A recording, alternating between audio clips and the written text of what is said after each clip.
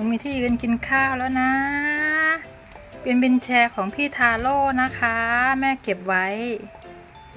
แล้วก็แม่ก็มาทำความสะอาดใหม่แล้วก็ให้น้องยืนนะจะพาน้องฝึกเดินค่ะเนี่ยค่ะนี่เป็นของพี่ทาโร่นะคะแม่จะพาน้องฝึกน้องเดินนะคะตอนนี้กินอย่างนี้นะ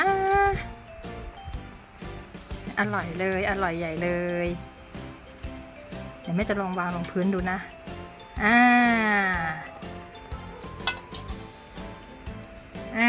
ยืนกินได้แล้วเก่งมากๆเลยพี่ต้ม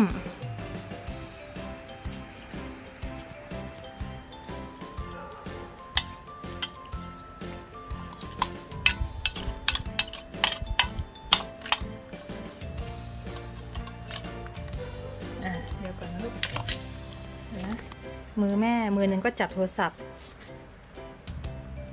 ก็เลยไม่ค่อยสะดวกนะคะโอ้เก่งจังเลยลูกเก่งจังเลยเนี่ยค่ะยืนกินแบบนี้ได้แล้วนะเก่งมากเลยลูกเก่งมากๆเลยแม่ต้องให้แก๊งแมวส้มกินกันหมดก่อนไม่งั้นแก๊งแมวส้มจะมากวนเราให้น้องกินเนี่ยค่ะเป็นวินแชร์ของพี่ทาโร่นี่ให้ยืนกินเองได้แล้วนะเก่งมากๆเลยครับนี่ค่ะพาน้องไปยืน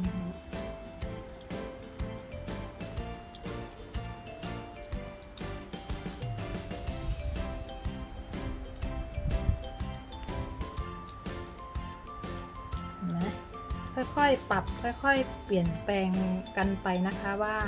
จะทำให้น้องยังไงแบบไหนนะค่อยเป็นค่อยไปนะคะอร่อยอะคะลูกอร่อยไหมคะเดี๋ยวแม่คนให้แม่คนให้แม่คนให้ใหม่อึ๊บ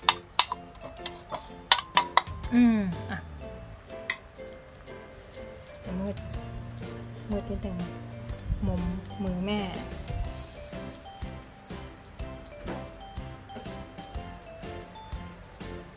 เวลาน้องกินหัวน้องจะเป็นสับๆอย่างนี้นะคะสับแบบนี้ค่ะเวลาน้องกินน้องจะสับหัวป๊อปเหมือนไก่เลยอะคะลูกกินข้าวเหมือนไก่เลยเหรอคะหัวสับป๊อกเหรอคะลูกเดี๋ยวหนูก็จะกินแบบเหมือนที่พี่เขาแล้วแหละนะเหมือนน้องๆนะลูกนะนี่ค่ะน้องยืนกินเก่งมากแม่คนให้อีกคนให้อีกแม่คนให้อีกนะบีให้นะดูกินซะเรายืนกินได้เห็นไหมเก่งจังเลยเมื่อกี้แม่มัวแต่ทำข้าวให้กับแก๊งแมวส้มอยู่น้องปวดฉี่น้องไปฉี่ที่กระบะทรายเองเลยค่ะไปจากนี่เลยเนี่ยเขากิ้งเขาเดินของเขาไปแบบนี้เลยค่ะเนี่ยไปเข้ากระบะทรายเองเลยเก่งมากๆครับเก่งมากๆลูกเก่งมากๆเลยยืนกินข้าวนี่หนูมีวินแชร์ของพี่ทาโร่ไปยืนกินข้าวไว้ฝึกเดินนะค่อยๆไปทีละสเต็ปนะคะค่อยๆไปทีละก้าวค่อยๆไปเดี๋ยวค่อยๆจัดสรรน้องไปเรื่อยๆเนาะ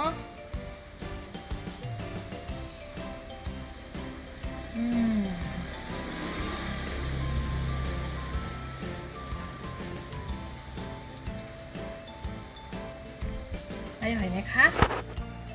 อร่อยแม่คนให้ใหม่นะหมดชามแล้วลูกเขาชอบกินแบบที่เป็นเหมือนมีน้ำอาหารเปียกที่เหมือนมีน้ำเขาชอบแบบนั้นเดี๋ยวพรุ่งนี้แม่จะไปซื้อแบบเหลวๆให้อีกขู่ทำไมลูกโอ้ยเก่งจังเลยพี่ต้มไม่เห็นขู่หนูเลยหนูขู่พี่ต้มดุมากเขาจะดุมากอร่อยเลยดูท่ายืนกิน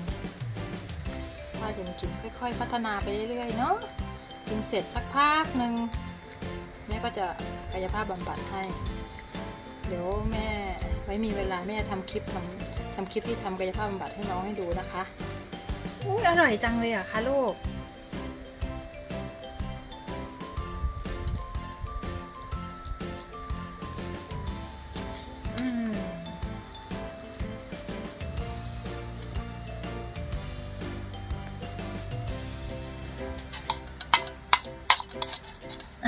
หมดชามเลยจะหมดชามแล้วลูกเอาให้หมดชามนะคะดูหัวสั่นดิ๊กดิ๊กดิ๊กดิ๊กดิ๊กเวลากินเห็นไหมหัวจะสั่นดิ๊กดิ๊กดิ๊กดิ๊กขาหลัง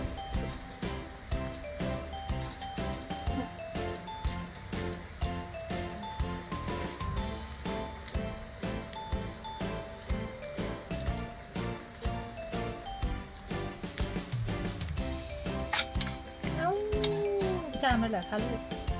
มันก็จมูกเหรอคะกินให้หมดลูกกินให้หมดนะสับป๊อกป๊อกป๊อกป๊อก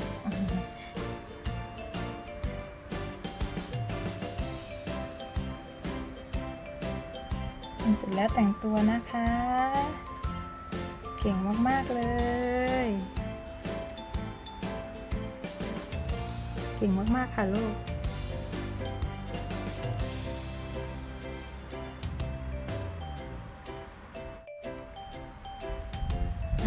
กินเสร็จยืนสักแป๊บหนึ่ง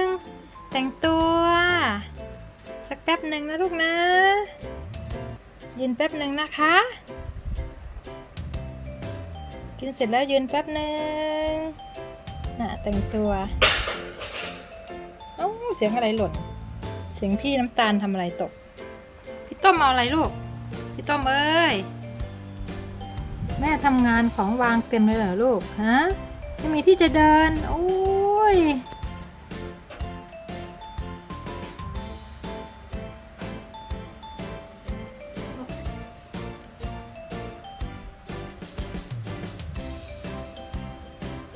ยืนมองพี่ๆเขา